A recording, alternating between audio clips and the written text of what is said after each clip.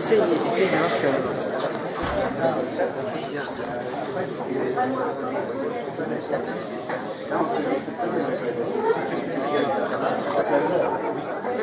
Oui, vas-y.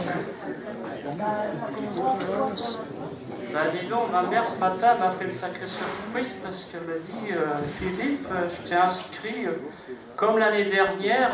Je dis oh c'est pas vrai. Elle dit si, je t'ai encore inscrit à Torigné d'Anjou à Scar Academy. Je suis normalement content. Bah moi je continue à m'entraîner tous les jours dans ma chambre pour devenir célèbre à Scar Academy. Alors là je lui fais une autre chanson. Qu'est-ce qui se passe? Il n'y a pas beaucoup de moyens à Scar Academy. Alors moi je continue à m'entraîner tous les jours dans ma chambre. Alors là j'ai fait une autre chanson. L'année dernière il y avait plein de monde qui était déjà venu. Et puis j'ai fait un tube. Il y a même quelqu'un, comme ma mère elle a dit, qui a mis ça sur YouTube. Alors je ne sais pas qui c'est qui a fait ça. Mais moi j'ai fait une autre chanson là. L'histoire de l'origine de la chanson. C'est l'histoire d'un toutou que j'aurais bien voulu avoir, mais que j'ai jamais eu à cause qu'il était à poil. Parce que moi, le jour de ma naissance, il y a un docteur qui est venu me voir dans ma chambre. Il m'a regardé, il ne savait pas. Alors il a été chercher un autre docteur qui est venu me voir dans ma chambre, qui ne savait pas non plus. Alors, il a été chercher encore un autre docteur qui est venu me voir dans ma chambre, qui ne savait pas non plus. Il a encore été chercher un autre docteur, qui lui ne savait pas non plus. Alors, il a encore cherché un autre docteur qui ne savait pas non plus. Et ma mère dit, dis donc, quand est-ce que ça va arrêter d'aller chercher des docteurs? Il y en a marre à la fin. Ben non, lui, il a encore cherché un autre docteur qui est venu me voir, il ne savait pas. Alors c'était un grand docteur avec des grandes oreilles. Il s'est tiré l'oreille comme ça, il ne savait pas. Il a même pété les lèvres comme ça. Puis lui, il a été chercher encore un autre docteur qui est venu me voir dans ma chambre. C'était un petit docteur, là. Et lui, il ne savait pas non plus. Hein. Il a encore été chercher un autre docteur. Alors là, ma mère a dit que c'était un gros docteur gaillard, un costaud, hein, qui prenait la place pour tout. Et puis lui, il ne savait pas non plus. Et puis après, ils ont arrêté d'aller chercher des autres docteurs parce qu'il n'y avait plus de place dans la chambre. C'était les docteurs, ils ne comprenaient pas pourquoi que moi, le jour de ma naissance, j'ai pas crié, moi. J'ai fait 3 fois Hatchou. Ils ne comprenaient pas, ils disaient que ça commençait pas bien. Alors moi, je ne sais pas pourquoi ça commençait pas bien. Alors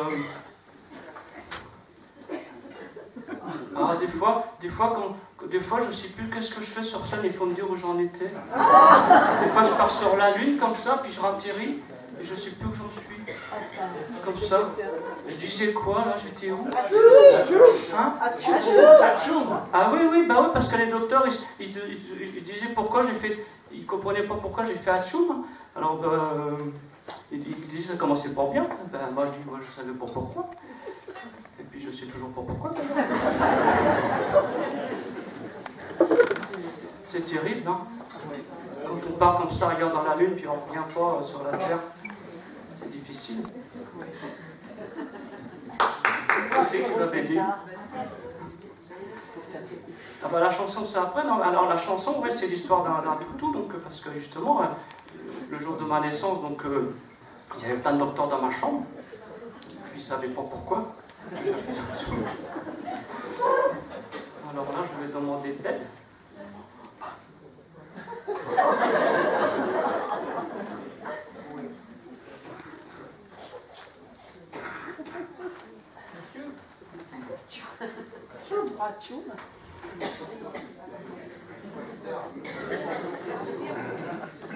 Du travail.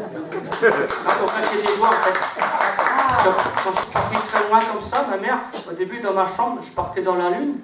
Et puis au début, elle me donnait des claques parce qu'elle ne savait pas comment me ramener sur Terre. Et le docteur dit, il ne faut pas faire ça parce que ça fait des bleus à l'âme, ça secoue le cerveau. On dit, non, il faut faire des claquements comme ça. Allez-y, pour me ramener à la réalité. Mais régulier, là, en même temps. Parce que si ça m'arrive dans le spectacle, il ne faut pas appeler de SAMU, ça ne sert à rien. Parce que des fois, je parle comme ça, et des fois, ça peut durer 1 minute comme 10 heures.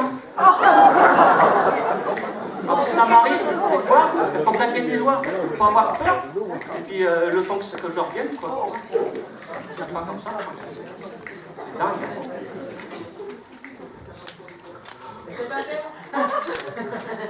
Alors, donc les docteurs, ils étaient le gros gaillard, ils ne savaient pas pourquoi. je m'embrouille, hein, c'est dingue. Ben, c'est normal parce que je m'entraîne dans ma chambre. La dernière, j'avais fait le truc des photos, ça m'entraînait bien, hein, il y avait plein de photos dans ma chambre, ça faisait des spectateurs. Mais là, les photos, elles sont tombées, ça tient plus, donc c'est pour ça. Il y a du bruit derrière. Ah ouais, donc les docteurs, ils comprennent pas pourquoi. Et c'est dingue. Hein.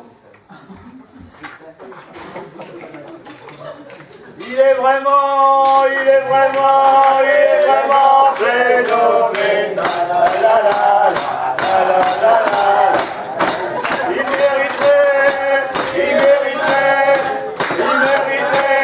bonjours. Ah oui, oui, c'est ma mère, elle a dit ça, je vois dans le journal de toute façon. Je vais devenir célèbre ce soir à Star Academy. On va mettre en photo de moi dans le journal qu'ils ont fait la vie. Et puis en plus, je passe à la télé ce soir. Hein. C'est pour rien que je suis là. Donc, une chanson, bah oui, c'est la chanson du doudou. Et parce qu'en fait, la chanson, elle arrive. Donc, j'ai oublié des trucs dans ma chambre. J'ai resté dans ma chambre, j'ai fait du spectacle. Donc, c'est dingue. C'est fou. Alors, Il n'y a pas ça dans le spectacle.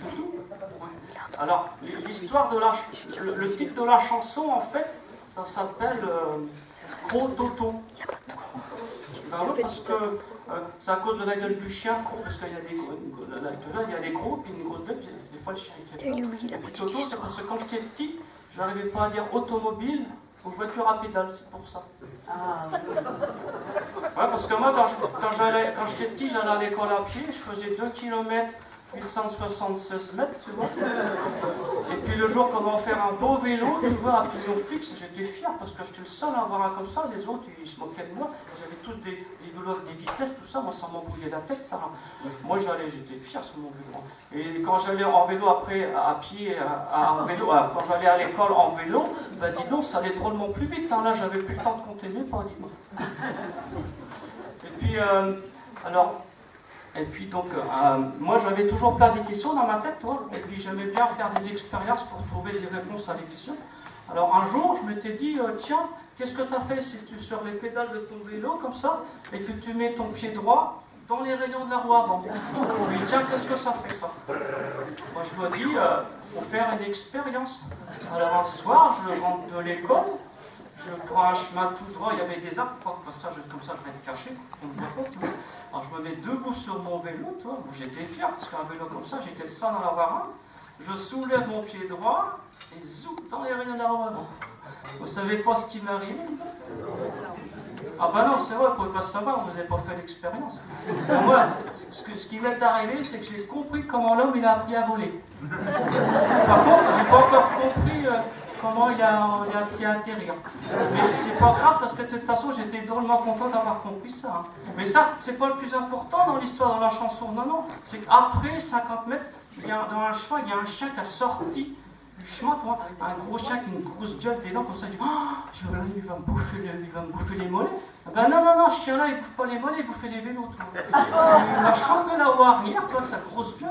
Moi, je suis retombé, alors je suis remonté aussitôt, j'ai tenu le vélo par le guidon. Puis je donnais des petits coups de pied parce que j'avais peur qu'il me morde. Puis j'ai dit, allez, lâche. Puis la roue, en plus, elle était toute tordue, tu vois, et puis le dégonfler. Alors je donnais des petits coups de pied, j'avais peur qu'il me morde. Il dit, lâche le vélo, fous le camp, toi. Allez, lâche le vélo, fous le camp, je te dis. Vas-tu lâcher le vélo, fous le camp? Ben, il ne voulait pas entendre raison du tout. Hein. Ça a duré 10 minutes comme ça, j'en avais marre, moi, là-dedans. Alors à un moment donné, le paysan qui est sorti de sa ferme avec un gros bâton, il est venu jusqu'à la moitié du chemin, et puis il s'est arrêté un grand coup comme ça, il a tapé son bâton par terre, puis il a gueulé un grand coup, il a dit « Viens ici, fous le camp !» Alors il y a eu un temps de suspension comme ça, où les oiseaux sont arrêtés de piailler, tu vois, le vent arrêtait de souffler, les feuilles ne tombaient même plus, tu vois. Puis il y a eu un gros point d'interrogation qui s'est formé sur la tête du chien, et puis ses oreilles se sont dressées droit vers le ciel, comme qui disait, tiens, c'est moi qu'on m'appelle. Il a lâché le vélo, évidemment, moi je tirais dessus, alors je suis retombé une troisième fois, la tête dans les camions, puis là je lui disais, non, ça tournait, hein. Puis c'est drôle parce que ça m'a rappelé à l'hiver dernier quand j'étais chez ma mère, elle a veillé du bois. Au feu de bois, il y avait des étoiles aussi au-dessus du feu. Et puis ma mère, elle raconte, avec la veillée, avec les voisins, elle dit, il y a un vieux gars qui est arrivé dans le coin, il y a un chien qui a un gros de nom qui est tout le temps doré. Puis il rigolait, ah, comme ça, tu vois. Et moi, j'avais pas compris, moi. Bah maintenant, j'ai compris du tout, hein. Je me suis dit, c'est comme un drôle de nom pour un chien, ça. Hein. Et puis, ben, après, le paysan, le vieux gars, il est venu, et puis il s'est excusé, il était tout confondu, toi. Il me disait, ben, je vais vous ramener chez vous. Je dis, ah, non, laissez-moi tranquille, moi, je vais rentrer tout seul. Ben, vous pouvez pas regarder votre trou, elle est dégonflée. Non, laissez-moi tranquille. Puis, il y avait le chien à côté, comme si de rien n'était, toi, il tirait la langue et les oreilles, tout ça, il bougeait la queue, lui. Hein. Et puis, il dit, non, vous pouvez pas rentrer comme ça, je vais vous ramener. Regardez, votre trou est tout tordu. Je dis, non, laissez-moi tranquille, je vais rentrer. Puis une fois quand je suis têtu, moi je suis têtu. Je dis, ben comment vous allez faire? Regardez, je vais prendre la selle du côté gauche avec la main droite et le guidon du côté droite avec la main gauche. Et puis je vais rentrer comme ça sous le rang avant. Mais il m'a regardé avec des grands yeux, puis il n'a pas insisté. Hein. Moi, quand on ne faut pas m'énerver, hein, parce que quand je suis têtu, je suis têtu. Il m'a laissé partir comme ça, puis dis donc, il faisait drôlement tard. Hein. Quand je suis arrivé à la maison, il faisait nuit. Ma mère, quand elle m'a vu arriver dans l'état du vélo que j'étais, j'ai pris sa tête entre mes mains comme ça, puis j'ai dit, maman, t'inquiète pas, j'ai compris. Ça, elle a fait des grands yeux comme ça, mais j'ai bien vu dans ces yeux-là, elle n'avait pas compris du tout. Hein. Mais c'est pas grave, elle m'a amené à l'hôpital et puis ils m'ont tricoté un peu partout. De toute façon, les docteurs, il a dit qu'il n'y avait que des séquelles dans ces problèmes. Alors, maintenant que vous avez compris l'histoire de l'origine de la chanson, on va faire de l'entraînement. Hein.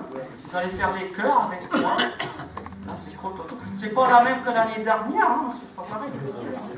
Alors là, par exemple, je vais faire le premier petit texte. Ça va, c'était j'ai un bon gros vieux toutou qui n'aime point les autos.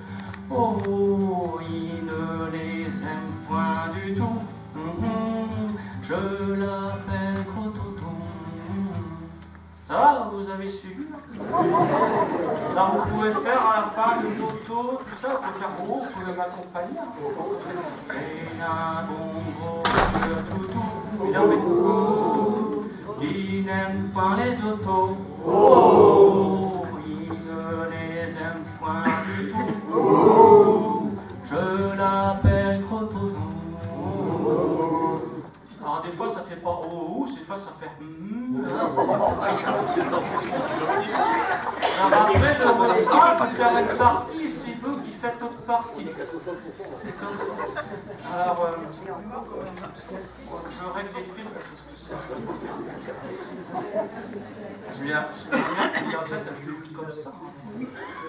Alors après donc le refrain. Oui, hein. Ah non, c'est pas ça. Un coup de croc dans la roue, moi je trouve ça rigolo. Et vous direz, oui, un coup de croc dans la roue, moi je trouve ça rigolo.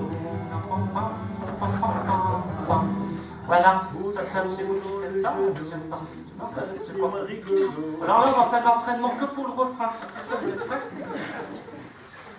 Oui, un coup de croc dans la roue, moi je trouve ça rigolo. À vous. Moi je trouve ça rigolo. On va si bien, dis donc.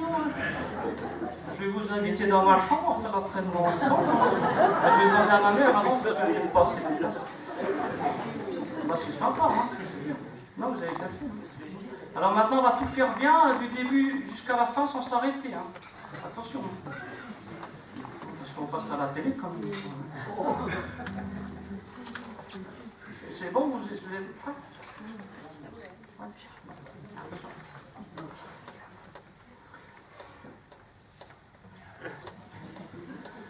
J'ai un bon gros vieux toutou qui n'aime point les autos. Oh, il ne les aime point du tout. Je l'appelle Gros Toto. Un coup de croc dans la roue, moi je trouve ça rigolo. À vous. Un coup de croc dans la roue, moi je trouve ça rigolo. Lorsqu'il pointe son museau sur le bord du trottoir. Il grogne après les autos. À se casser la voix. Un coup de croc dans la roue. Moi je trouve ça rigolo. À vous. Dans la roue. Moi je trouve ça rigolo. Il se prend pour une loco. Il leur file le train avec ses grosses cocos. C'est quand l'arrière-train. Un coup de croc dans la roue. Moi je trouve ça rigolo. À vous. Dans la roue. Moi je trouve ça rigolo. J'avais un bon vieux toutou qui n'aimait point les autos. Il ne les aimait point du tout. Je l'appelais Cotonou. Un coup de croc dans la roue. Moi je trouvais ça rigolo. Un coup de croc dans la roue. Moi je trouvais ça rigolo.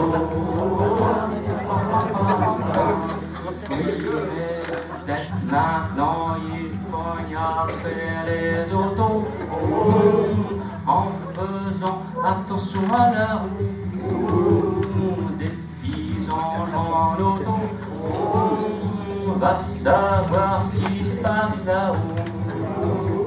Un coup de croc dans la roue. Moi je trouvais ça rigolo. Oui, un coup de croc dans la roue. Moi je trouvais ça rigolo.